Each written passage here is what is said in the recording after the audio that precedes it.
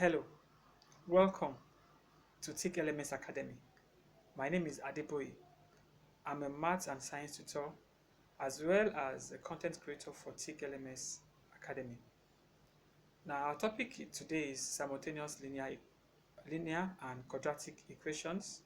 Now, in this module, we shall take you through a step-by-step process of solving simultaneous linear equations and simultaneous quadratic equations. Now, we're going to solve these problems by using elimination method, substitution method, and also graphical method. Okay, so as well as we'll solve word problems that we find. All right, so let's get started with the first question here.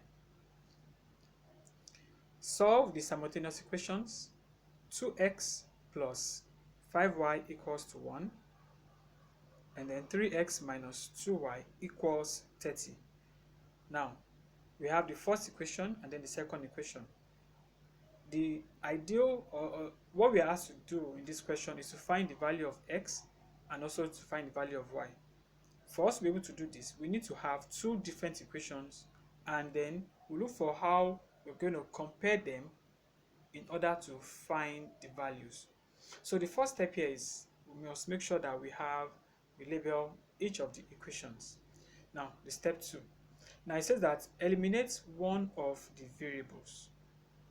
Now we have two variables here. We have variable x and variable y.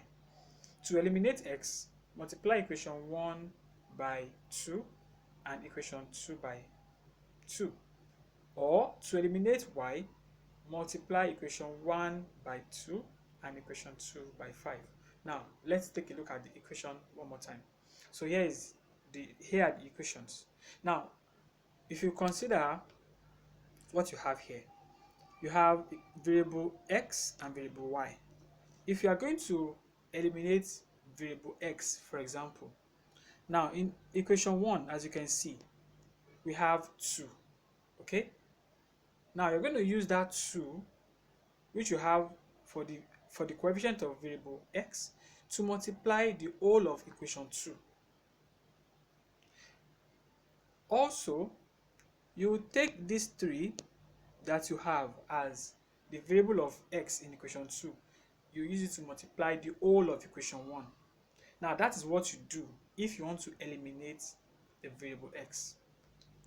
If you are going to eliminate the variable y, as you can see, here we have the variable y, 5y and 2y. Now to eliminate it, in equation 1, here you have 5.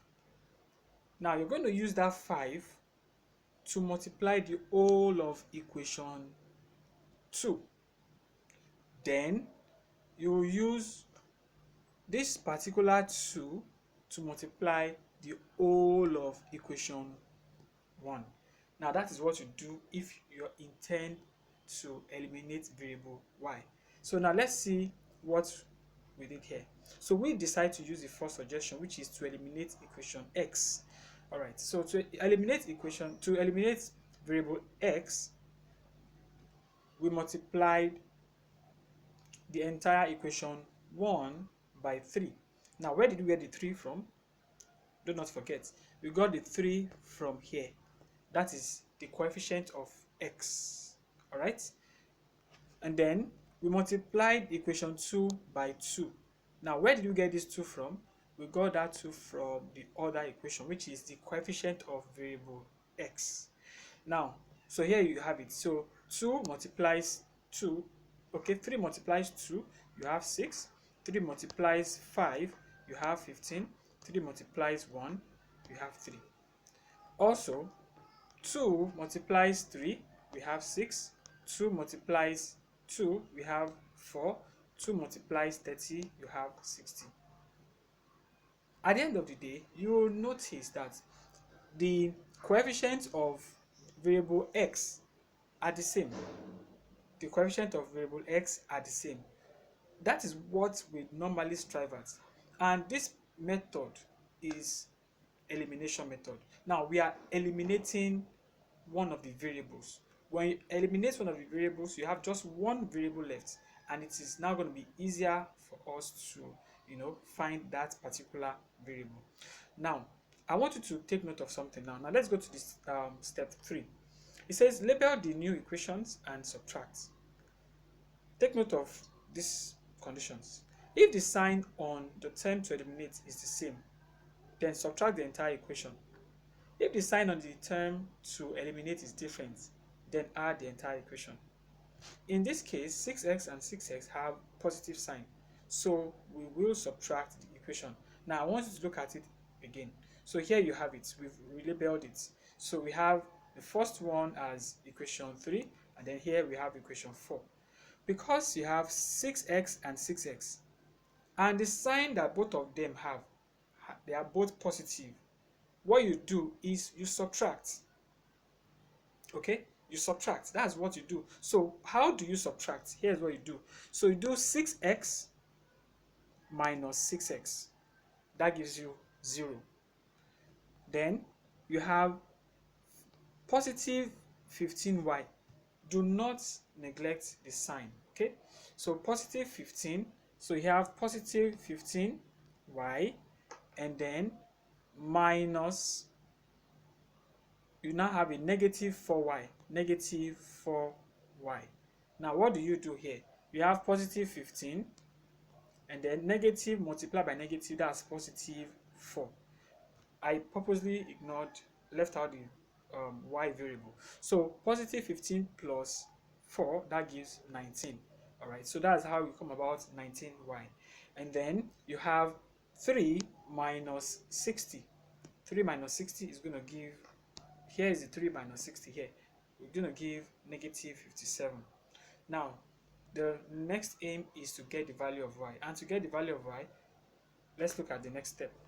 It says find the value of y by dividing both sides by 19. All right, so here we have the 19 here.